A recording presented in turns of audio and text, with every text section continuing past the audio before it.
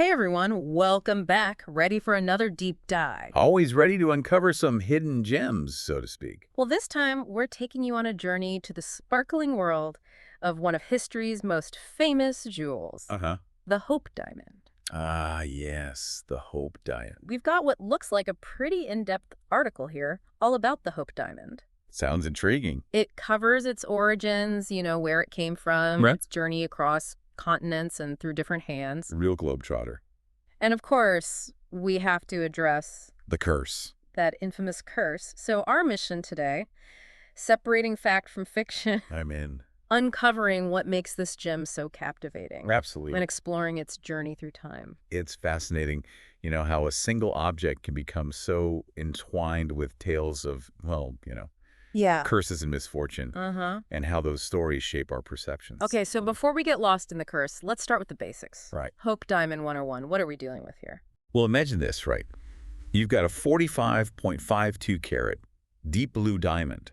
Whoa. That's pretty big. Yeah. Just radiates brilliance, and it now sits at the Smithsonian. Okay.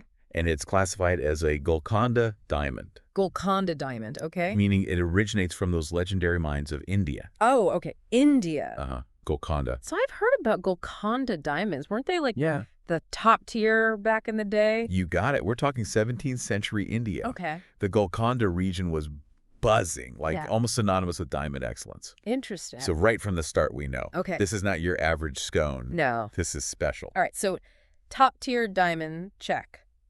But how did it go from a mine in India Right. Good question. to, the Smithsonian? Give us the Spark Notes version of the Hope Diamond's travels. Okay, so it all begins with a guy named Jean-Baptiste Tavernier, Okay. French gem merchant. A French gem merchant.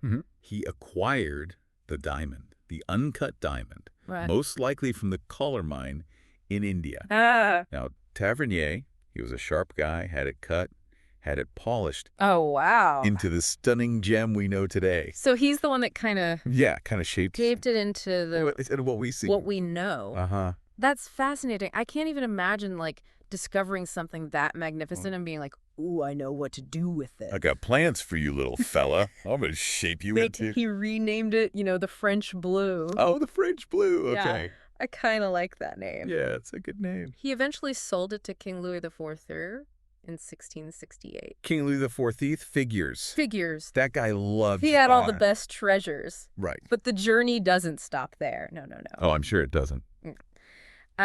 Stolen during the French Revolution. Okay. It's recut. Uh-huh. And eventually it reappears in the hands of the Hope banking family. Oh, the Hope family. Hence the name. That's where the name comes from. Right. Hope Diamond. Okay, I gotcha. So kings to banking families, this diamond definitely got around. Who else had the, let's call it, Yeah. the pleasure of owning the Hope diamond? Well, you're talking to who's who of history here, right? Oh, really? Okay. I've got Henry Philip Hope. Okay. He's the one who actually gave the diamond its current name. Ah, so he's the Mr. Hope himself. Hope guy. And then there's this prominent American socialite, Evelyn Walsh McLean. Oh, Evelyn Walsh McLean. Wasn't she incredibly wealthy? Oh, she was loaded. And known for, those crazy parties? Oh, yeah. Extravagant. Yeah. It's actually during her time that the curse narrative really blew up. Ah, okay. So I'll get to that. we'll get to the juicy stuff. Yeah, that's the good stuff. But before we do, tell me a little bit about how the diamond was actually displayed over the years. The article mentioned something called the Toison d'Or setting. What's that all about? Ah, the Toison d'Or, or, in plain English, the Golden Fleece. The Golden Fleece? A spectacular setting, really. Oh, wow. Picture a magnificent pendant Okay. dripping with diamonds. Sparkly. And right there at the center, you've got the Hope Diamond taking center stage. So it's like the Star of the show. star of the show, literally. Yeah, literally. Okay, that makes sense. It's blingtastic. But now let's get to the science behind the sparkle. What makes the Hope Diamond so uniquely blue? Believe it or not, it's all thanks to a little touch of boron. Boron, like the element. That's the one. Interesting. Just trace amounts of it nestled within the diamond's crystal structure. Okay. That's what creates that captivating blue hue. So a sprinkle of boron is all it takes. That's all it takes. Amazing. That is amazing. And it also does something I read kind of crazy under a UV light. You're talking about the red phosphorescence. Yeah, that's it. You hit it with UV light and boom, vibrant red glow No way. for a good few seconds. Wow, that's wild. Yeah, and you know what? Boron's the mastermind behind that, too. Boron is like the MVP. MVP of the Hope Diamond. Okay, so we've got color, Perfect. brilliance, and it Goodness. glows. It's This diamond's got it all. the overachiever of the gem world. Right. I mean, all this talk of rarity and brilliance, Uh-huh. it's got to make it a pretty big target, right? Absolutely. I mean, just look at its history, stolen during the French Revolution. Yeah. That value, that sparkle, Yeah. makes it a target, no doubt about it. Well, I guess that brings us to the big question, the elephant in the room.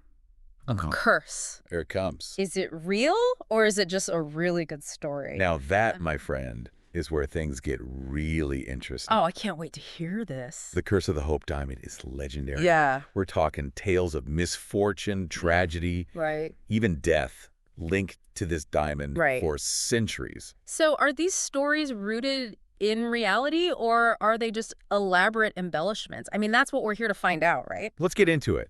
Let's do it. Time to separate fact from fiction and see if the Hope Diamond's curse is as potent as the legends claim.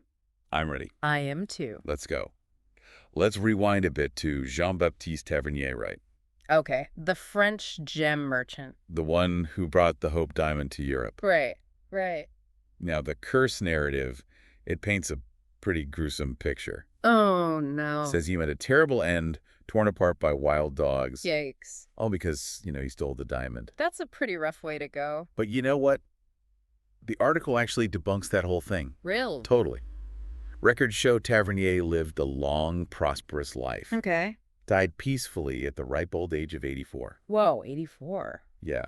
No wild dogs, no divine retribution. So much for a dramatic ending. Right. It's like, why even create such a crazy story? Yeah, you wouldn't think a simple diamond sale would need all that extra drama. That's the thing about stories, Mm-hmm. You attach a dramatic tale to an object, Yeah. it instantly becomes more alluring. Right, it's like you're giving it You're imbuing it soul. with history, with a sense of power, Almost like a marketing test. centuries before marketing was even a thing. Exactly.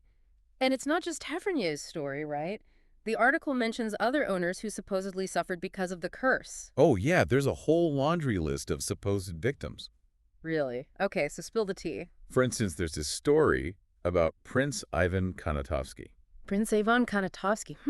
I don't know that one. Yeah, so supposedly he loaned the diamond to an actress. An actress, juicy. Medza Ledoux was her name. Okay. And then she was murdered. Oh my gosh. Yes, scam. Like straight out of Hollywood. Right. But guess what? What? No evidence whatsoever that either of them even existed, Really? let alone that they were ever connected to the Hope Diamond. So it's just So a now total that's- fabrication. Completely. But what about some of the other owners? I mean, surely there has to be some truth to at least one of these stories. Okay, well, what about Simon Montherides? Simon Montherides. Okay. Legend has it, he sold the diamond to a Turkish sultan, Okay.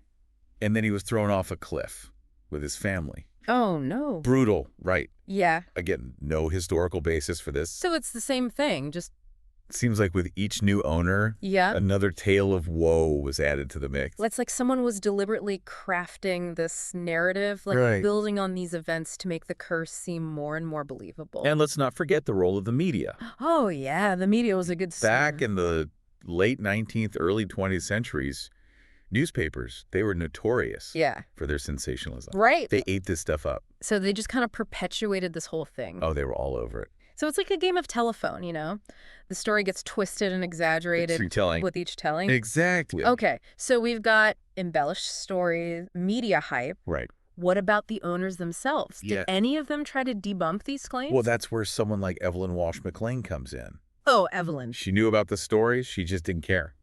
Really? It's like she embraced the attention. She sounds like quite the character. Oh, she was larger than life. So she didn't really believe in the curse, but she wasn't afraid of it either. She was a smart woman, Yeah. She understood the power of a good story. So she kind of used it to her advantage. She turned the curse into a part of her brand. Brilliant. Right. The woman who dares to wear the cursed diamond. Exactly. That's amazing.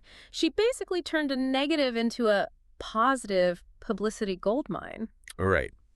So we've debunked gruesome deaths, uncovered historical inaccuracies, and looked at how the media played a role in all of this. Uh-huh.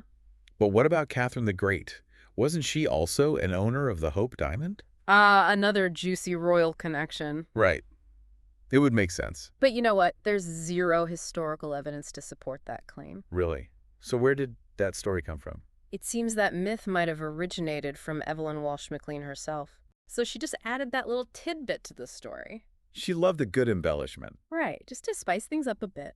It's amazing how these myths take hold, even without any facts. It's like we're hardwired to believe in them. It's true. We love a good story, especially when it connects us to something powerful. But if we strip away all the myths, what are we left with? Just a pretty rock. I wouldn't say just a pretty rock. Okay. The Hope Diamond, it's an object of immense beauty. Right. It's rare. Uh-huh. It's got historical significance. Yeah. And its journey from India to the Smithsonian. Right. It tells a human story. It's like a symbol of human ambition and desire. Exactly. But let's not forget that it's also been used to manipulate and exploit. You're absolutely right. The Hope Diamond's journey has its dark side. Yeah, it's a symbol of colonialism, of power struggles. And economic exploitation. So what can we learn from all of this? Beyond the sparkle, beyond the drama. I think the Hope Diamond, it reminds us that truth is often stranger than fiction. And sometimes the stories we tell, they reveal more about us That's a good point. than the objects themselves. So while the curse might be a myth, Right. the diamond itself and the stories we've created around it, Yeah. they offer this fascinating glimpse into human nature. Exactly. But before we wrap up, I think we need to take a closer look at some of the specific curse stories. Okay. Are you ready to unpack a few of these tales? Let's do it. See if there's any truth buried beneath all the hype. I'm ready to dig in. Okay, so where were we with those curse stories? Let's see if we can separate fact from fiction. Oh, yeah. Didn't we mention Princess de Lamballe? Oh, yeah, right. That was a pretty Yeah. gruesome She was a tragedy. close friend of Marie Antoinette. Oh, yeah, right. And this story goes that she was brutally murdered during the French Revolution, Yeah. all because she wore the Hope Diamond. That's a scary thought. Is that true, though? Well, the article does confirm that, yeah, Princess de Lamballe met a tragic end. But it also points out that, her death was a result of the whole political turmoil. Right. The French Revolution was Oh, it was chaos back then. a really messy time. A lot of aristocrats met similar fates during that period, Right. Doesn't really matter what jewelry they were wearing. So not so much a curse Yeah. as just being in the wrong place at the wrong time. It's like correlation, not causation. Yeah, exactly. It's easy to link a tragedy to the diamond and suddenly Proof. it's proof of the curse. Yeah. Okay, but what about the Smithsonian? I mean, they've owned the diamond for decades now. Right. Have they had any bad luck? Not a bit. In fact, the Smithsonian, they've been thriving Really? since they acquired the Hope Diamond back in 1958. Okay. It's actually one of their most popular exhibits. So much for the curse bringing bad luck, huh? It's almost ironic, Mm. This thing that's supposed to be a harbinger of doom turns into a cash cow for the museum. It really shows you the power of perception, doesn't it? It does. I mean, if enough people believe in something, it can take on a life of its own. So how do you think this curse became so ingrained in our minds? Why do people cling to it, even when there's evidence that says it's not real? Well, maybe it's that we want easy answers in a complicated world. Right. It's easier to blame a cursed diamond for your troubles. Than to face the reality that sometimes Life is just unpredictable. things just happen. Right. So it's about wanting to find an explanation. Even if it's not a real explanation. There's things we can't control. A sense of order in the chaos. I guess there is a certain comfort in that, I think so, yeah. even if it's based on a false idea. Like, it's not my fault, it's the curse. Exactly. Okay, well, let's shift gears a bit and talk about the diamond itself. Okay, sure. Beyond the curse, beyond all the drama, what makes it so special from a purely scientific perspective? Well, remember we talked about it being a type I diamond? Oh, yeah. That's super rare. Okay. And because of its unique atomic structure, Hey. it absorbs certain wavelengths of light, Okay. giving it that intense glue. So it's not just any blue, it's like It's a specific kind of blue. a special blue. Yeah, thanks to its atomic makeup. And it's pretty big too, right? Oh yeah, we're talking 45.52 carats. That's huge. It's one of the biggest blue diamonds in the world. Okay. And of course, there's that whole red phosphorescence thing under UV light. Oh, right. Not many diamonds can do that. So we've got size, we've got this special blue color, And it glows. and it glows. No wonder people are obsessed with it. It's amazing, It sits out. This whole deep dive, it's like we're looking at the intersection of science, history, and storytelling. Uh-huh. And it all comes down to this one object. It's fascinating. It really is. What do you think this whole thing says about us as humans? Hmm. Why are we so drawn to the Hope Diamond, curse or no curse? That's a great question. Yeah. I mean, if we look at its journey over time, Yeah. what we see is Yeah. a reflection of human desires. Our ambitions, our need to explain the world through stories. We love a good story. We do. Yeah. Especially if it has a bit of mystery Yeah. or a touch of danger. And the Hope Diamond definitely has that. It does. So even though the curse itself might not be real, Right. the diamond and all the stories that have been told about it, Yeah. they offer this amazing glimpse into human nature. They do. It's a reminder that truth is often stranger than fiction. Absolutely. And the most valuable things aren't always material possessions. Sometimes it's the meaning we find in them. I think that's a great point to end on. Yeah. So while the curse may just be a myth, the Hope Diamond itself continues to shine. Uh-huh. It captures our imagination with its beauty, its history, and the power of human storytelling. It's a reminder that the world is full of wonder, Yeah, both real and imagined, absolutely. and the pursuit of knowledge. That's a journey worth taking. Beautifully said.